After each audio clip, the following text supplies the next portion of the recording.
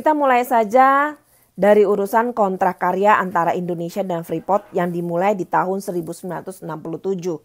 Di saat Soekarno sudah berhasil dilengsarkan oleh Soeharto. Saat asing meminta kepada Soekarno untuk mengurus gunung emas yang ada di Papua, Soekarno melakukan penolakan. Makanya ada sebuah statementnya yang menyatakan kurang lebih, berikan saya 10 pemuda, maka akan kuguncang dunia.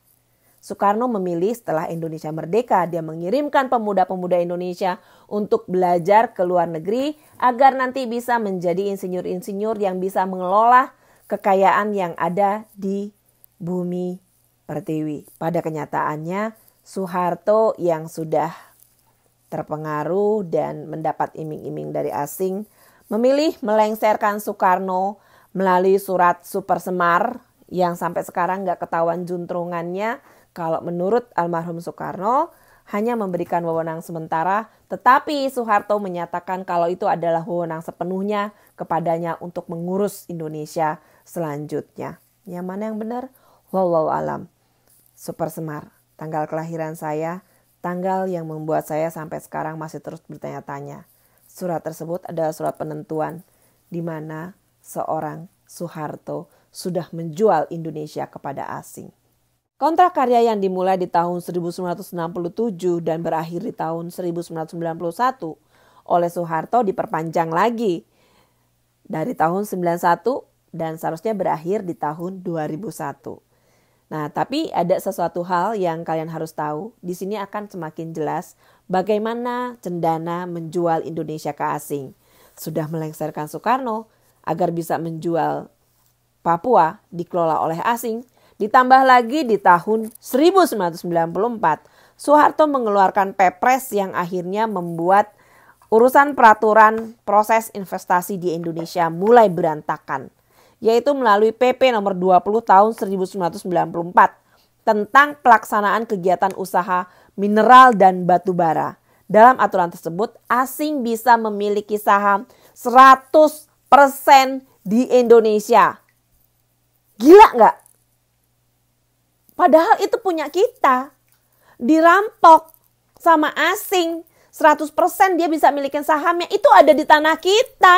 Ada di Indonesia. Jadi buat kalian-kalian, buat buzzer-buzzer, buat ibu-ibu yang sudah dipengaruhi di pengajian-pengajian, baca sedikit, pelajari sejarah tentang negara kalian. Biar jangan gampang dipengaruhi sama lonte-lonte politik bersorban lewat pengajian-pengajian. Tapi kalian gak mau tahu sejarah negara kalian. Disuruh teriak ini, teriak. Disuruh teriak itu, teriak. Kalian gak mau tahu, gak mau cari tahu hal-hal yang kayak gini. Lanjut lagi langsung masuk ke eranya Gus Dur di tahun 2009. Di sini justru Gus Dur membuat peraturan yang menguntungkan bagi Indonesia. Yaitu pemerintah di era Gus Dur menerbitkan Undang-Undang nomor 4 tahun 2009. Ketentuan mengenai wajib pembangunan smelter dan kontrak jadi izin usaha, pertambangan dan penegasan kewajiban investasi 51% harus menjadi milik Indonesia. Saat itu menterinya siapa? Saat itu menterinya SBY dan SBY tidak bisa berbuat apa-apa saat itu. Di sini kalian paham? SBY tidak berhasil menjalankan apa undang-undang yang dibuat oleh Gus Dur. Demi mendapatkan modal untuk menjadi presiden berikutnya. Masuk ke era Megawati. Megawati kemudian dilengsarkan lagi oleh SBY. Terus sekarang SBY ngedumel, nyesel. Dulu milih Muldoko. Ada apa denganmu? Lanjut aja. Masuk di tahun 2010. 2010 berarti eranya siapa nih? Eranya SBY dan Bapak Yusuf Kala. SBY menerbitkan PP nomor 23 tahun 2010 tentang pelaksanaan kegiatan usaha pertambangan. PP ini diterbitkan karena pemerintah tidak mampu selesaikan target renegosiasi sebagaimana diatur oleh UU Minerba. Artinya SBY tidak bisa melaksanakan apa undang-undang yang sudah ditertibkan oleh Gus Dur agar perusahaan asing membuat smelter dan hal-hal yang menguntungkan 51% untuk Indonesia. Tapi hal tersebut tidak dilakukan oleh SBY. Justru Jokowi yang sudah berhasil merebut Freeport dan 51% menjadi milik Indonesia sesuai dengan undang-undang yang dibuat oleh Gus Dur di 2009, Undang-Undang Nomor 4 Tahun 2009. Dari sini kalian bisa sedikit paham siapa-siapa mereka yang sudah menjual Indonesia ke asing. Cendana, Cikeas, dan orang-orang yang ada di sekitar mereka saat itu. Paham ya? Kalau mau teriak asing-asing, ngomongnya sama Cendana, sama Cikeas. Jangan ke kita-kita yang sedang memperjuangkan agar perusahaan asing hanya memiliki di bawah dari separuh yang seharusnya memang menjadi milik kita. Itu milik kita, milik tanah air kita, milik rakyat Indonesia. Bukan milik kalian-kalian para perampok yang memberikan wewenang kepada asing 100% dan rakyat Indonesia hanya bisa menerima ampas dari kerusakan tanah air. Video bukaan pertama dan video bukaan kedua, di sini mari kita mengingat keributan demi keributan yang terjadi di tanah air semenjak persiapan Pilkada DKI dan Pilpres 2019. Isu yang sering dimainkan, hutang dan Indonesia yang dijual ke asing dan ke asing. Pada kenyataannya, 1967 Soeharto menjual Indonesia ke asing. Kontrak karya pertama dan kontrak karya kedua.